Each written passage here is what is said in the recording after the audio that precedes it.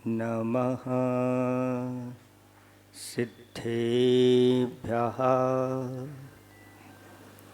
ॐ नमः सिद्धेभ्यः। ॐ नमः सिद्धेभ्यः। आदिं तीर्थंकर प्रभो आदिनाथ मुनिनाथ, आदि व्याधि अघमदो मिटे तो पद में मम्मा। चरण शरण है आपके, तारण तरण जहाज। भवदधि तट तक ले चलो, करुणा कर जिन राह। देवादिदेव 1008 कैबल्य कमलापति श्री आदिनाथ भगवान की, परम पूज्य 108 आचार्य पिवर गुरुवर श्री विद्यासागर जी महामुनि राज की, 3 कम 9 करोड़ मुनिराजों की।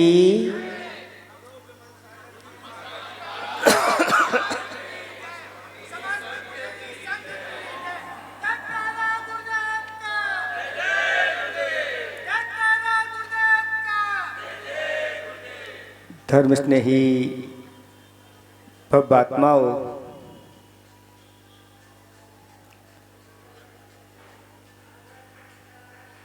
एक चित्रकार ने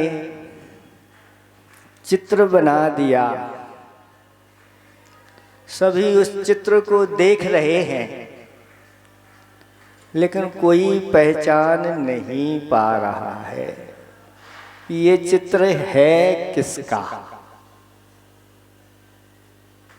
क्योंकि जो चित्र बनाया गया था, उस चित्र का जो चेहरा था वो पूरा बालों से ढक दिया था और पैरों में उसके पंख लगे हुए थे।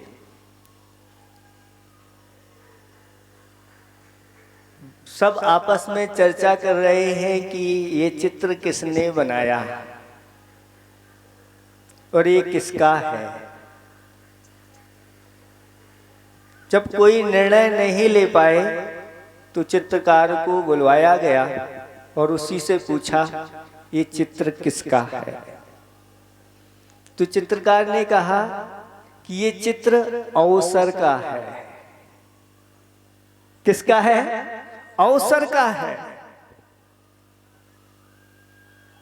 इसका मुख ढका क्यों है?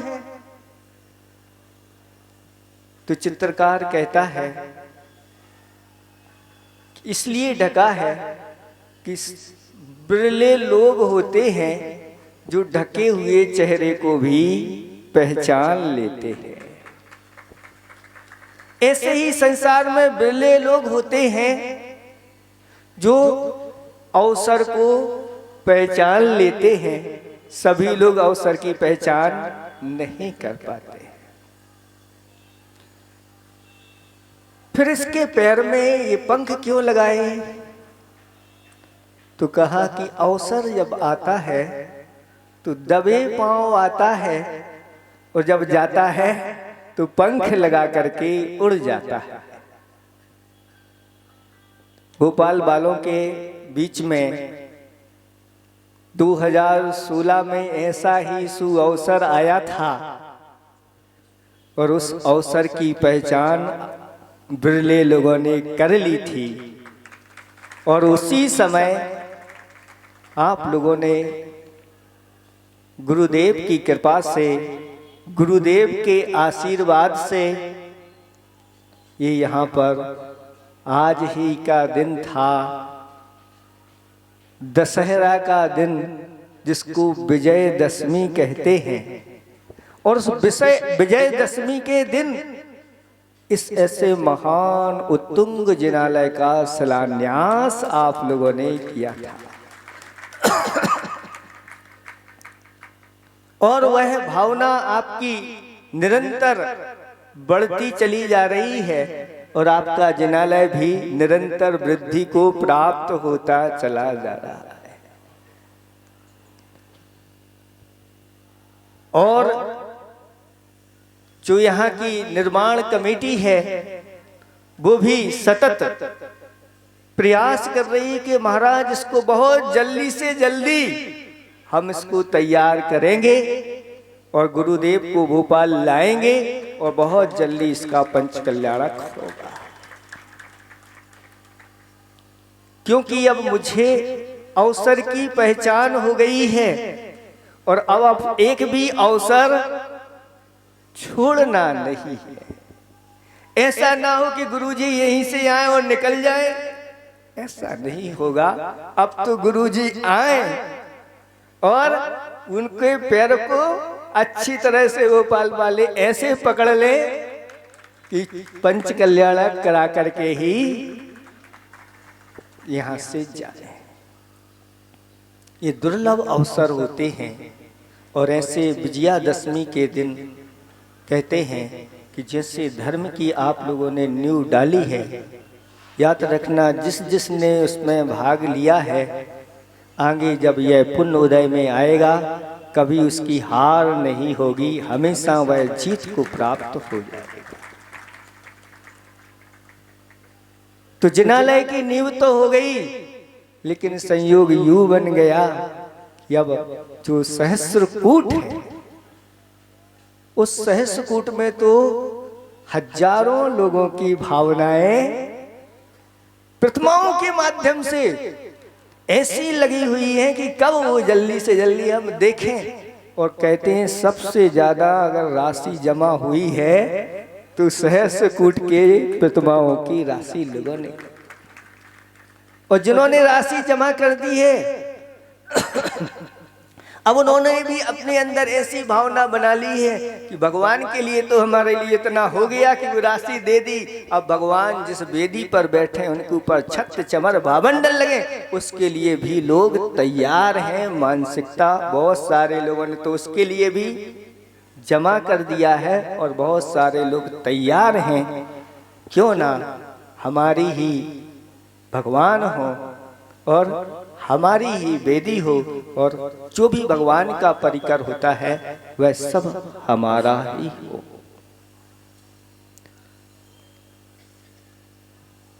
किसी ने पूज्य निर्यापक श्रमण सुधा सागर जी महाराज से पूछा कि अकेली मात्र प्रतिमा विराजमान करना चाहिए कि नहीं करना चाहिए। उन्होंने बहुत अच्छा समाधान दिया कि अकेली मात्र प्रतिमा विराजमान कर देना वैसा ही है किसी ने पुत्र को जन्म दे दिया और पुत्र जन्म दे करके छोड़ दिया। अब दूसरा कोई उसका पालन करेगा, देखेगा, बढ़ाएगा, पढ़ाएगा, लिखाएगा, वो वैसा ही होता है। ऐसे ही यहाँ हमने प्रतिमा विराजमान कर दी, कोई दूसरा आएगा वेदी बनाएगा, कोई तीसरा आएगा छत्र लगाएगा, कोई चौथा आएगा चमर।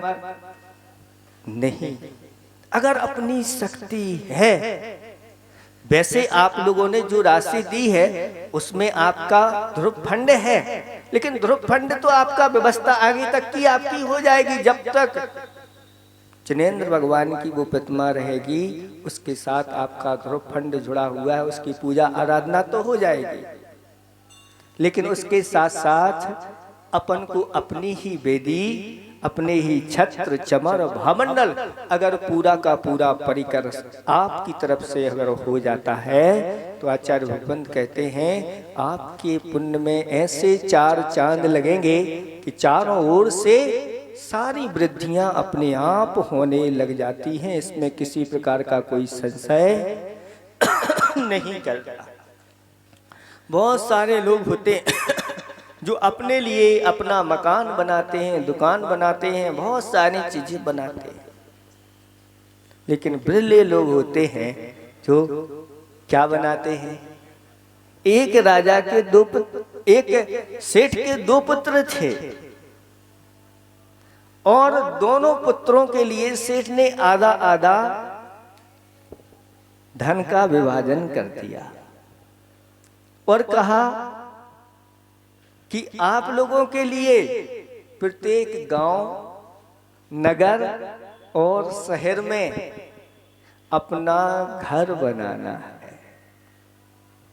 प्रत्येक गांव, प्रत्येक नगर और प्रत्येक शहर में, कि जब तुम जाओ, जिसा जहां भी जाओ वहीं आपकी कोठी तैयार है। ऐसा पिताजी ने कह करके उनको आधा आधा धन दे दिया।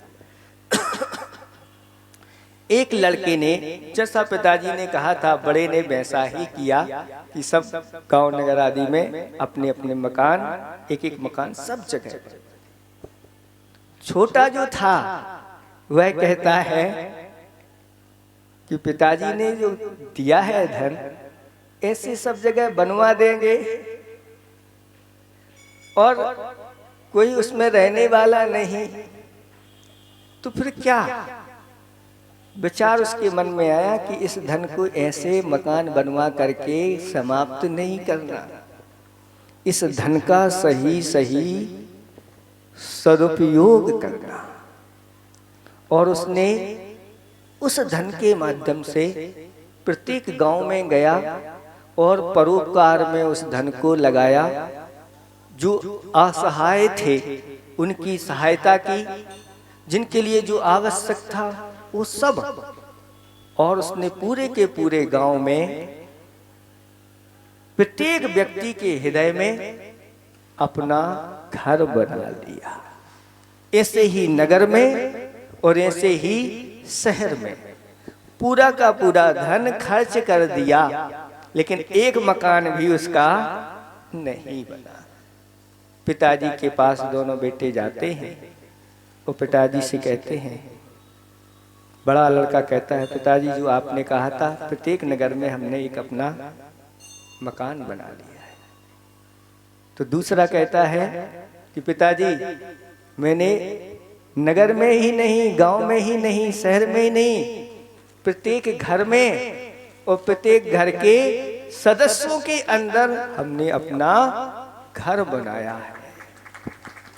बड़ा वाला सोचता है इसने एक भी नहीं बनाया, वो पिताजी से ऐसी बात कर रहा है। जब देखेंगे तो समझ में आ जाएगा। पिताजी ने कहा चलो हम देखते हैं किसने क्या बनाया। पिताजी बड़े के साथ जाते हैं और जिस गांव में जाते हैं वहां देखते हैं कि मकान बना है, लेकिन कोई पूछने वाला नहीं। पिताजी ने कहा अच्छा मकान बनाया, ठीक है, बहुत अच्छा किया। ऐसा सब जगह हाँ किया। अब छोटे के साथ गए, आपने कहाँ बनाया? चलिए पिताजी। और जैसे ही वह उस नगर में या गांव में प्रवेश करता है, उस गांव की नगर की पूरी जनता उसको लेने के लिए आ जाती है। आइए आपका स्वागत है, क्योंकि सबसे परिचय हो गया था। कहते हैं जो परोपकार करते हैं, दया और अहिंसा के क्षेत्र में आगे उतरते हैं, सभी के दिल में वह अपना स्थान बना लेते हैं। यहाँ तक कि पशुओं के तक हृदय में उनका स्थान हो जाता है, जो दया अहिंसा के क्षेत्र में काम करते हैं। और हुआ यूं कि वहाँ के प्रत्येक व्यक्ति कहते हैं आप हमारे यहाँ चलिए, आपका भोजन हमारे यहाँ। और कोई कहता है आपको नाश्ता यहाँ करना है, आपको रात्रि में यहाँ ठहरना है, आदि आदि। चारों तरफ से स्वागत सम्मान के लिए खड़े हो जाते हैं। पिताजी कहते हैं वास्तव में इसने सही काम किया है। अपना मकान बनाना और प्रत्येक के दिल में अपना मकान बनाना, कितना अंतर हो गया। कौन अच्छा है? छोटा वाला कि बड़ा वाला? वो सब गांव नगर में सब जगह उसके मकान है, छोटा वाला। लेकिन तीसरा व्यक्ति वो है जिसने जिनेंद्र भगवान का चैत्यालय, जिनालय और नगर नगर में उसने जिनेंद्र भगवान को प्रतिष्ठापित किया है। ऐसा व्यक्ति उस नगर का ही नहीं होता, वो ऐसा व्यक्ति तीनों लोकों के आदर का पात्र हो जाता है। ऐसा व्यक्ति तीनों लोकों में कहीं भी चला जाए, जिसने जिनेंद्र भगवान का जिनालय बनाया अथवा वेदी बनाई अथवा और भी जो कुछ भी किया, तीन लोक के नाथ के लिए किया। तीन लोक के नाथ कहते हैं कि तीन लोक के नाथ के लिए किया, इसलिए जा तू भी एक दिन तीन लोक का नाथ बनेगा, इसमें किसी प्रकार का कोई संशय नहीं। और जहां जाएगा वही स्वागत के लिए सभी लोग खड़े रहेंगे, चाहे स्वर्ग में चला जाए, चाहे वह इस पृथ्वी पर आ जाए, चाहे इस पृथ्वी के नीचे जो देव रहने वाले हैं वहां चला जाए। नरकों की बात तो है ही नहीं। जिन्होंने अपने जीवन में ऐसे धर्म क्षेत्रों में दान और पूजा की है, वह कभी ऐसी दुर्गति तो उसकी टल ही जाती है, सदगति होती है, ऐसा कहा गया है। तो तीन प्रकार के व्यक्ति हो गए। एक तो जिन्होंने अपने लिए मकान बनवाया, एक वो जिन्होंने लोगों के घरों में बनाया, और एक वो जिन्होंने तीन लोक के नाथ का स्थान बनाया। आचार्य भगवंत कहते हैं, अहो अलौकिक है इसकी महिमा, अचिंतनीय है, कह नहीं सकते। साक्षात सरस्वती भी आ जाए तो भी उसके पुण्य का वर्णन नहीं कर सकती। ऐसा ये अलौकिक पुण्य का संचय आप लोग कर लिए हैं और फिर पुनः करने जा रहे हैं। बस अपने मन को अच्छा बना के रखना। एक बात जरूर हम कहते हैं, कई लोग अपने मन को खराब कर लेते हैं। दान बहुत अच्छा करते हैं लेकिन मन को खराब कर लेते हैं, इसलिए उस दान का फिर सही फल नहीं मिलता। आप दान भली छोटा करो, लेकिन भाव आपके ऐसे हो कि वह जब फल उदय में आए तो देवता भी कहे कि इसने क्या किया था और इसने क्या किया, वो चर्चा का विषय बन जाए। दान दे मन हरस विशिष्ट। तो ऐसे लोग भी इस पृथ्वी पर हुए हैं, जिनके अंदर ऐसे भाव आए कि नगर नगर में, गांव गांव में, शहर शहर में जिनेंद्र भगवान की मूर्ति हो, और उन्होंने 1 लाख प्रतिमाएं प्रतिष्ठित कराई। कितनी? 1 लाख प्रतिष्ठा मूर्तियों की कराई। और राजस्थान के वो जीवराव जी पापड़ीवाल उनका नाम, और उन्होंने पंच कल्याण करा करके गाड़ियों में उन प्रतिमाओं को विराजमान करके और चले।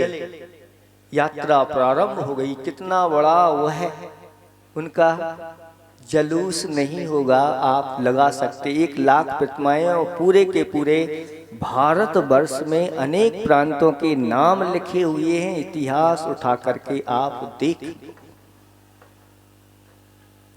पहले मन में आता था कि देखो कैसे लोग हैं जिन्होंने सहस्त्रकूट बनाया।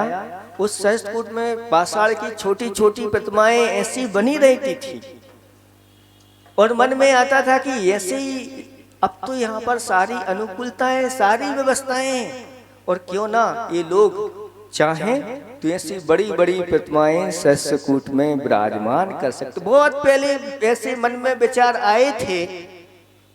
वो विचार मन में आए, गुरुदेव ने साक्षात्कार कर दिया, और गुरुदेव ने इतने स्थानों पर सहस्त्रकूट के लिए आशीर्वाद दे दिया कि कोई बचे ना। बहुत दुर्लभ है एक जिन भगवान की प्रतिमा विराजमान करना।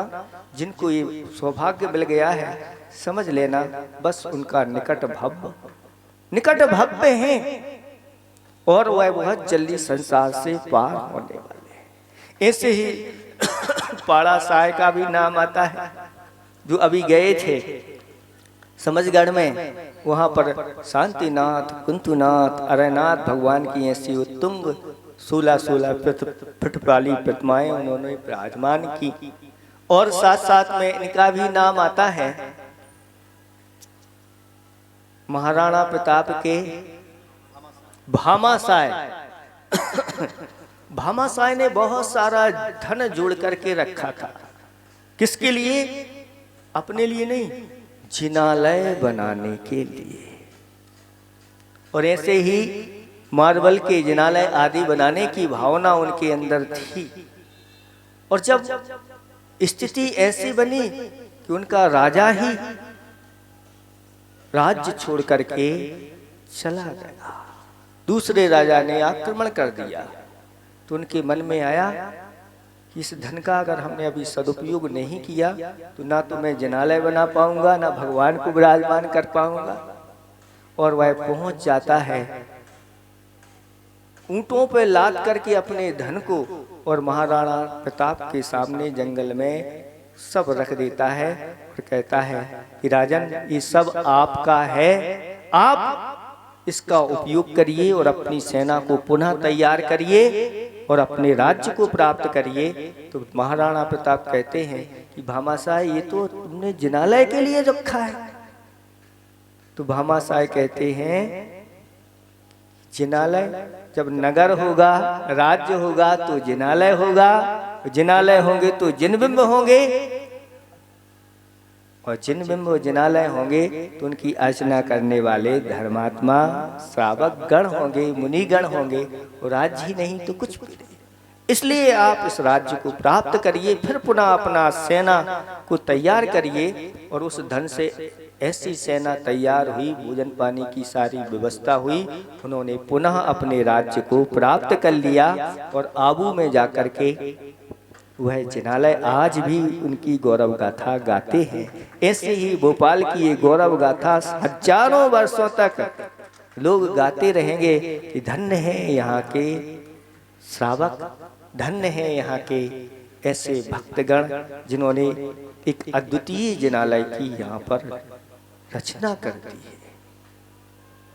सब जानते हैं जितना भी है धन दौलत वैभव मकान कुटुंब आदि सब यहीं छोड़ के जाना है, सब जानते हैं।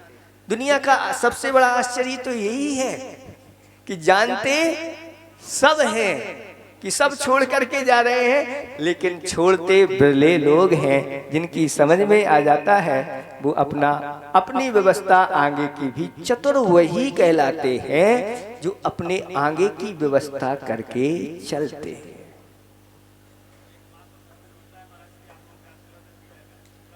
हाँ, आपके अध्यक्ष जी कह रहे हैं ट्रस्ट कमेटी के एकमात्र पीला, जिसमें अभी पीला पीला है, कोई और कोई पत्थर, आचार्य भगवंत का स्वर्णम आचार्य परारोहण ये वर्ष चल रहा है। और आप लोग अभी जस्ट इस पर, अभी तो ये क्या है, रफ है, जब फेयर हो जाएगा तो और इसके ऊपर जब पानी गिरेगा तो बिल्कुल स्वर्ण के समान चमकता हुआ। आज वर्तमान में हम सोने का मंदिर नहीं बना सकते, लेकिन अगर स्वर्ण पाषाण जैसा बना दें तो वो भी सोने से कम नहीं कहलाता। ऐसे ये आप लोगों को सुघड़ी आ गई है जिस सहस्त्रकूट की आपको यहाँ पर शिला रख कर के शिलान्यास करना है। विचार कर रहे थे कि मौसम खराब होने वाला है, सुबह से क्या पता पानी गिर रहा होगा तो ये लोग आएंगे कि नहीं आएंगे, लेकिन देवों ने मात्र यहाँ की शुद्धि कर दी, क्योंकि चारों तरफ काम लगा हुआ था और आप लोग शुद्धि कर नहीं सकते। तो रात्रि में उन्होंने अच्छे से शुद्धि कर दी और सुबह सुबह आपकी सारी अनुकूलता बिठा दी। आप अपने शुद्ध भाव बना करके आपको ये कार्य करना है, क्योंकि गुरुदेव ने आशीर्वाद दिया था कि यह चतुर्मास हबीबगंज जिनालय मंदिर के लिए है। जो भी इसमें राशि आए वह सब इसी में लगना है। और शुरुआत में एक विधान हुआ था मंगलाचरण के रूप में, और लोगों ने बहुत अच्छी तरह से स्थापना के दिन भी लोगों ने अपनी उदारता दिखाई। और एक बीच में और मंगलाचरण हो गया तो महासिद्ध चक्र विधान, उसमें भी लोगों ने अच्छी तरह से अपनी उदारता के साथ और जो आनंद लिया, शांति का अनुभव किया, कर्मों का क्षय किया, सभी के मुख से सुनने योग्य है जो वहां पर बैठे थे। तो आदि का हो गया, मध्य का हो गया, अब चतुर्मास के बाद एक विधान और बहुत अच्छा होने वाला है। और वो कहां पर, कौन से स्थान पर होने वाला है? तो सोनागिरी स्वर्ण मंदिर, और सोनागिरी उसका नाम है। वहां की हमें एक घटना याद है, पढ़ने में सुनने में। उस समय गुरुजी के साथ भी थे कि वहां पर एक यादव भाई रहते थे। जब गुरुजी पहुंचे थे तो उनके चरणों में आकर के उन्होंने निवेदन किया था कि गुरुदेव, यहाँ पर अभी 3 सेट में मंदिर है उस समय, और यहाँ पर मेरा 1-2 मकान बने हुए हैं। इस जगह को अगर आप मंदिर में ले लो तो बहुत अच्छा हमारा सौभाग्य होगा, हमें कहीं भी बना के दे देना। और एक नियम और लिया था कि मैं, अब आप आए हैं, हमारा सौभाग्य है, तुम्हें कभी दूध में पानी नहीं मिलाऊंगा। ऐसी उस सोनागिरी क्षेत्र पर एक, और इस विधान ये कह रहे थे सोनागिरी वाले कि ये विधान सोनागिरी का नहीं है, भेल क्षेत्र का है। जितना भेल क्षेत्र है उसका है। ये लोग तो अपने में सीमित रहते हैं, और उन्होंने घोषणा की कि उससे जो राशि बचेगी वो सारी हबीबगंज के लिए हम देंगे। मन में आया जब इतना बड़ा उदार इनने दिल रख लिया है तो वह भेल क्षेत्र का नहीं, पूरे भोपाल का यह विधान होने जा रहा है। क्योंकि ये मंदिर सिर्फ किसी एक कॉलोनी से नहीं है, इसमें पूरे भोपाल के एक बच्चों से लेकर के बूढ़ों तक की इसमें भावना जुड़ी हुई है। और अभी कुछ रह गए हो ना तो गुरुजी जब आएंगे वो पंचकल्याणक होगा, कोई बचने वाला नहीं है। इसलिए उस विधान में भी सब पूरे के पूरे भोपाल को अपनी भावना बनाना है, और ये लिख करके दे गए हैं। वैसे विधान कौन सा होने वाला है, मन में तो आया है कि अभी तक भोपाल में 24 समूषण विधान नहीं हुआ है। और 24 समूषण विधान हो ऐसी भावना ये लोग भी बना रहे हैं। अगर व्यवस्था हो गई तो वास्तव में 24 समूषण विधान होगा। अभी नाम दे गए हैं कि यहाँ पर 11 समूषण के नाम आ गए हैं, ये नाम हमें दे करके गए हैं, और आधे लगभग पहुंच गए हैं। बिरले लोग होंगे, पुण्यात्मा लोग होंगे जिनको लाभ मिलेगा, बाकी सब देखते रह जाएंगे। क्योंकि 24 के अलावा एक और मूल रहेगा जिसमें जो मुख्य पात्र बनते हैं, बस इसके अलावा और आप 26वां मांगोगे तो नहीं मिलने वाला है। इसलिए वह अष्टानिक पर्व अपने आप में बहुत पावरफुल काल माना जाता है। और उसमें आचार्य भगवंतों ने कहा है कि गुणित क्रम से उसका पुण्य और उसके कर्मों की निजरा होती चली जाती है। और जब पूर्णिमा के दिन आहुतियां दी जाती हैं तो आचार्य भगवंत कहते हैं 3.5 करोड़ गुणा फल उस एक दिन का मिलता है। अगर उस दिन कोई एक उपवास कर ले, ऐसी विधि बताई गई है, वह 3.5 करोड़ उपवास के फल के बराबर वह एक उपवास होता है। ऐसा यह अष्टानिक पर्व काल है। इस काल में लोगों ने, आचार्य भगवंतों ने कहा कि विशेष रूप से जिनेंद्र भगवान की आराधना करना चाहिए। तो आप लोग उस मंगलाचरण में, क्योंकि मंगलाचरण प्रारंभ का भी होता है, मध्य का भी मंगलाचरण होता है, और समापन पर भी मंगलाचरण होता है, उस मंगलाचरण में भी आप लोगों को अच्छी तरह से भाग लेना है। समय बहुत हो गया है, इतना ही हम पर्याप्त समझते हैं। और इस सहस्त्रकूट में कोई भी रह ना जाए जिसकी शिला इसमें रखी ना जाए, अपनी भावना इसमें जोड़ के जाना। क्योंकि ये सहस्त्रकूट हजारों वर्षों तक जिनेंद्र भगवान की गौरव गाथा गाएगा।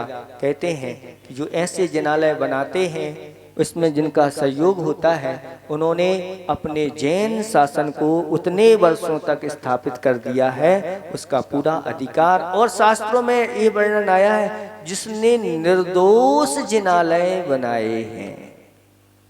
निर्दोष जिनालय क्या कहलाते हैं? निर्दोष जिनालय वो कहलाते हैं जो वास्तु शिल्प के अनुसार, जैन वास्तु जैसा बताया गया है उस वास्तु शिल्प के अनुसार बनते हैं, जिसमें कहीं भी लोहे की एक कील भी लगाई नहीं जाएगी, और जितना नाप जैसा बताया गया है उसके अनुसार बनते हैं, वो निर्दोष जिनालय कहलाते हैं। और निर्दोष जिनालय में जो भी आपका दान लगेगा वह बिल्कुल निर्दोष रूप से फलीभूत होता चला जाएगा, और आगे जाकर के आपको भी एक दिन ऐसे ही सुविधि होगी। अहिंसा परमो धर्म की